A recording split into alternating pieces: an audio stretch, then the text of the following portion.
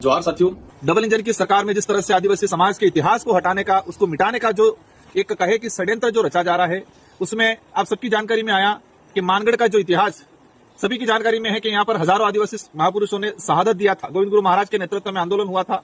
और एक बहुत बड़ा नरसंहार हुआ था, जो चौथी क्लास की अंग्रेजी की किताब में आने वाली पीढ़ियों को, उन शौर्य गाथाओं को, उस समय जो वेट वगार, उस समय जो अत्याचार शोषण हो रहा था, उसके बारे में आने वाली पीढ़ियों को पढ़ाने का जो कार्य किया जा रहा था। लेकिन वर्तमान भाजपा सरकार ने इसको हटाने का प्रयास किया गया है। इससे पहले भी रास्तापाल कांड 1947 में जो घटित हुआ था, कालीबाई कलासवा जिन्होंने शिक्षा के लिए, मतलब अपने गुरु की जान बचाने के लिए अपना प्राण न्यौछावर किया था, जो रास्तापाल हत्याकांड नानाभाई सेंगाबाई रोड और कालीबाई कलासवा, उनका जो इतिहास था उसको हटाने का उन्होंने घिनौना कृत्य किया और इसी क्रम में ये मानगढ़ का इतिहास हटाया गया है। इसके अलावा आर्यू के द्वारा जो राजनीतिक विज्ञान का जो पाठ्यक्रम था, उसमें ज्योतिबा फुले, सावित्रीबाई फुले का इतिहास भी हटाना का जो उन्होंने कृत्य किया है। मतलब देखा गया है कि पिछले 8-10 सालों के अंदर एनसीईआरटी हो या सीबीएसई हो या राजस्थान स्टेट सेंट्रल गवर्नमेंट की जितने जो पाठ्यक्रम है, जो आने वाली पीढ़ी को बढ़ाने का जो कार्य कर रहा है, उन सारे पाठ्यक्रमों से आदिवासी दलित पिछड़ों के जो महापुरुष रहे हैं, और कहा जाए कि देश को आजाद कराने में जिन लोगों की मुख्य भूमिका रही है, जिन्होंने सबसे ज्यादा शहादत दी है, इन शहादत महापुरुषों, उन इतिहास को हटाने का प्रयास किया जा रहा है। मैं एक ही चीज कहना चाहूंगा कि आप पन्नों से हटा सकते हो, कागजों से हटा सकते हो,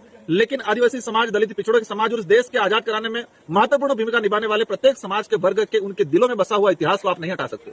जवाब में दे रहे हैं हमारे राजस्थान के शिक्षा मंत्री जी, और कुछ नेता कह रहे हैं कि 5वीं क्लास में है, मतलब आपके जो हिंदी का पर्यावरण का जो सब्जेक्ट है उसमें आपने डाल दिया, मतलब आप 5वीं हिंदी में पढ़ाना चाह रहे हो लेकिन इंग्लिश में नहीं पढ़ाना चाह रहे। हमारा सवाल ये है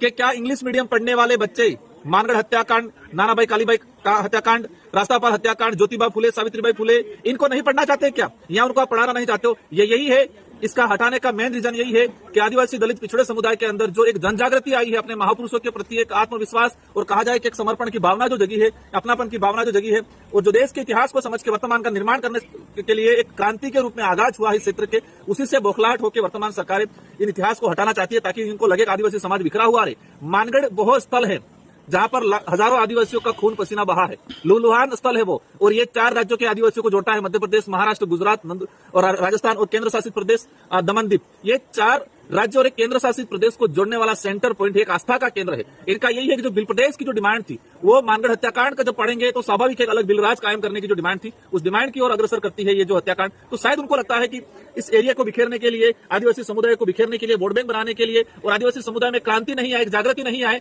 उस उद्देश्य से उनको हटाने का प्रयास किया जा रहा है। लेकिन मैं पुनः कहना चाहूंगा, आप किताबों से, पन्नों से हटा सकते हो, लेकिन आदिवासी समाज, दलित पिछड़ों समाज और इस क्षेत्र में रहने वाला, मानवता में विश्वास करने वाला और जो शहीदों का सम्मान करने वाला जो समाज है, उनके दिलों से आप नहीं मिटा सकते हो। इन शब्दों के साथ धन्यवाद, आभार, जोहार। जो घटनाक्रम हुआ है, हटाने का जो कृत्य किया, उसकी हम कड़ी निंदा करते हैं। पूरा समाज, पूरा क्षेत्र की जनता इसका कड़ी निंदा करते हैं।